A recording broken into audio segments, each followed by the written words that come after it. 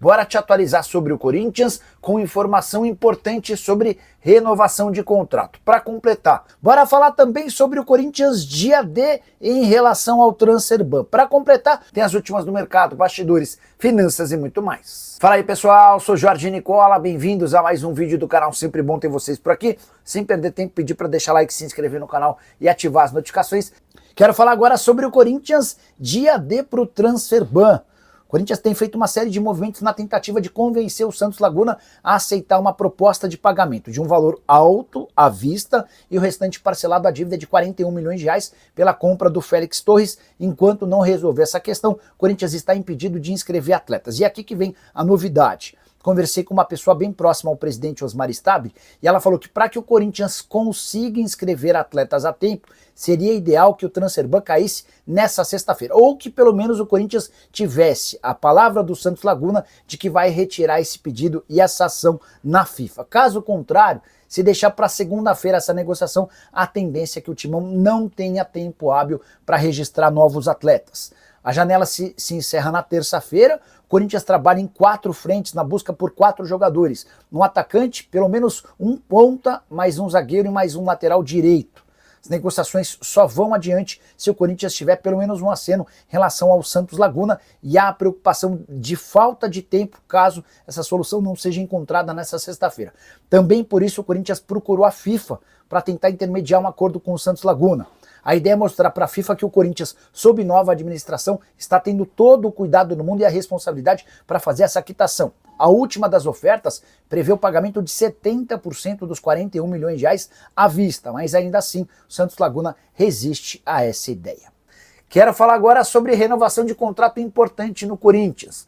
Gustavo Henrique, cujo vínculo se encerra em 31 de dezembro, alinhou a extensão do contrato, que vai ter validade até 2027.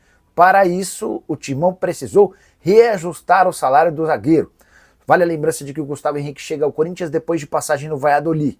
Ele chega sem custos, até por isso o Corinthians precisou pagar luvas, prêmio pela assinatura do contrato. E o pacote Gustavo Henrique custa ao Corinthians 720 mil reais mensais.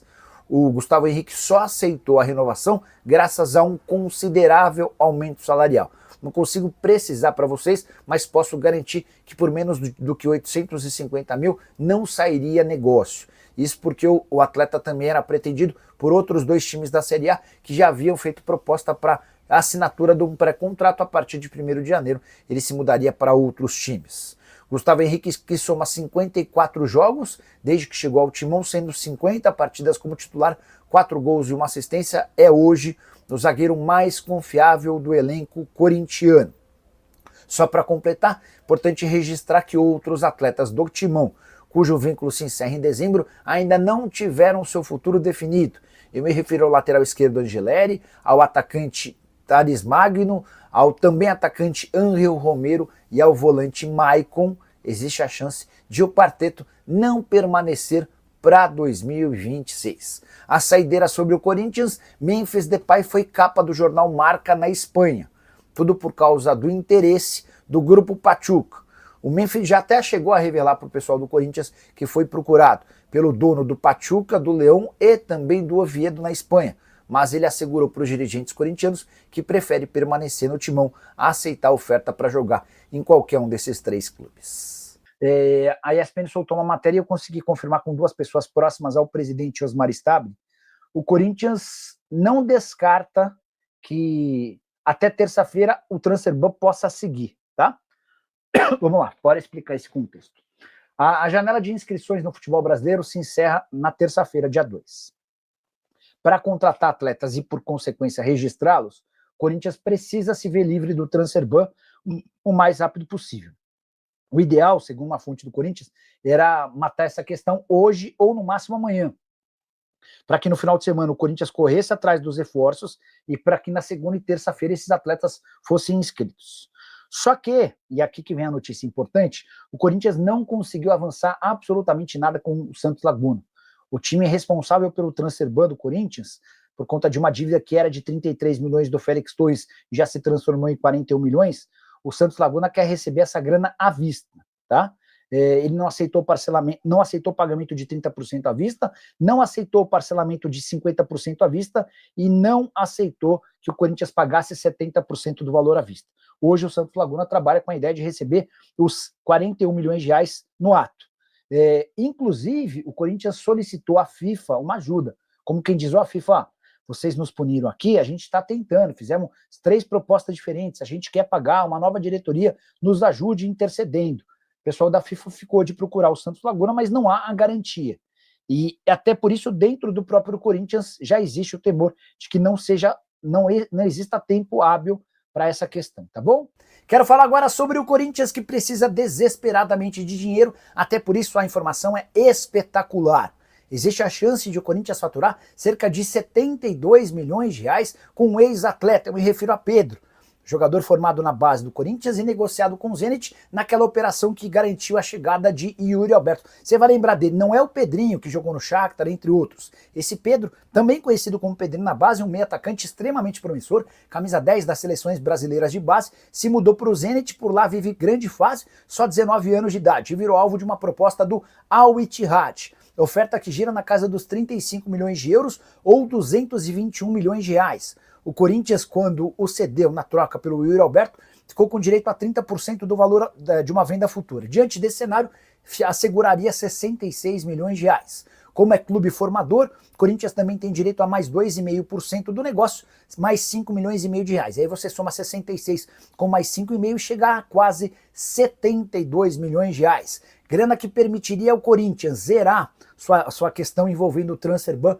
com o Santos Laguna, resolver problemas imediatos do fluxo de caixa e pagar todas as pendências e os atrasos com Memphis Depay. Assim que tiver qualquer atualização sobre o tema, Pedro, prometo voltar aqui para contar para vocês, beleza? Para falar sobre o Corinthians, conversei com o Nenê do Posto, o diretor das categorias de base do Timão, e trago novidades importantes. Primeiro, o Corinthians conseguiu cortar cerca de 1 milhão de reais por mês do seu custo com categorias de base. Foram 145 mil cortados. Com os salários de funcionários, a gente pode incluir o Chicão, o Batata e também uma secretária, além de 870 mil reais com saídas de atletas. O Corinthians conseguiu se livrar, desde que o Augusto Melo deixou a presidência do Timão, de 70 jogadores que eram da base, mas já tinham contratos de profissional. Vou repetir, economia somente com essas 70 saídas de 870 mil reais. Dessa maneira, o Corinthians praticamente acabou com o time sub-18, que havia sido criado pelo Augusto Melo com a justificativa de que seria um time que excursionaria pelo Brasil. A verdade é que nunca se excursionou nada. O que se suspeita é que o Augusto usava esse sub-18 como uma grande cabide de emprego, inclusive é alvo de uma investigação da Polícia Civil. Restam ainda 12 atletas que têm contrato profissional, mas integram a base para serem dispensados ou negociados. O Corinthians só não os demitiu porque teria um custo. Então a ideia é encontrar clubes dispostos a contratá-los. E a partir do momento em que esses 12 saírem, o Corinthians vai começar a trabalhar para saídas e dispensas de atletas de categorias menores, do sub-11 ao sub-15. A avaliação é de que está muito inchado também essas categorias. Cerca de 50 garotos deixarão o Timão. Com isso, vão sobrar mais ou menos 500 atletas em todas as categorias de base. Imagina quanto o Augusto havia inchado toda a base alvinegra. E você, o que pensa sobre esses números? Minha rapaziada boa, ficamos aqui com aquele giro de notícias super importantes do Corinthians. Agradecer você que ficou no vídeo até agora, não esquece jamais, em hipótese alguma, de deixar aquele like maroto. Inscreva-se no canal, ativa também o sino das notificações. E as informações de hoje foi do Coringão, o maior clube do mundo, Então, dá essa moral pra gente aí, se inscreve no canal e ativa o sino das notificações pra poder o quê? Pra gente ter diariamente notícias do Corinthians e você não perder nada. Valeu, um grande abraço, até o próximo vídeo, fui.